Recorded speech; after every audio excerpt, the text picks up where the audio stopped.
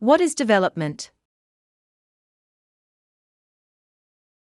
A multitude of meanings is attached to the idea of development as the term is complex, contested, ambiguous, and elusive.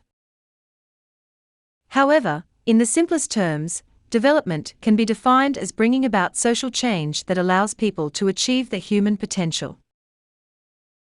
An important point to emphasize here is that development is a political term. It has a range of meanings that depend on the context in which the term is used, and it may also be used to reflect and to justify a variety of different agendas held by different people or organizations. The idea of development articulated by the World Bank, for instance, is very different from that promoted by Greenpeace activists. This point has important implications for the task of understanding sustainable development, because much of the confusion about the meaning of the term sustainable development arises because people hold very different ideas about the meaning of development. Another important point is that development is a process rather than an outcome. It is dynamic in that it involves a change from one state or condition to another. Ideally, such a change is a positive one, an improvement of some sort, for instance, an improvement in maternal health. Furthermore, development is often regarded as something that is done by one group, such as a development agency, to another, such as rural farmers in a developing country. Again, this demonstrates that development is a political process because it raises questions about who has the power to do what to whom.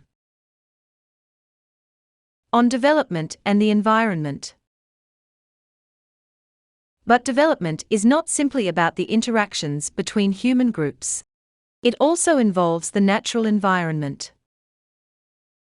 So, from another point of view, development is about the conversion of natural resources into cultural resources. This conversion has taken place throughout the history of human societies, although the process has generally increased in pace and complexity with time. If we use a system diagram to illustrate, in very general terms, what an economy does, we see that the basic function of an economy is to convert natural resources, in the forms of raw materials and energy, into products and services that are useful to humans.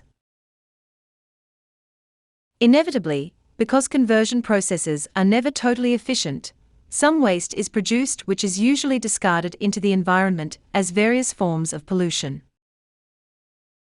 Therefore, the environment is both a source and a sink in relation to economic processes. It is a source of raw materials and energy and a sink for pollution. On development and the economy. From this point of view, development means an increase in the size or pace of the economy such that more products and services are produced.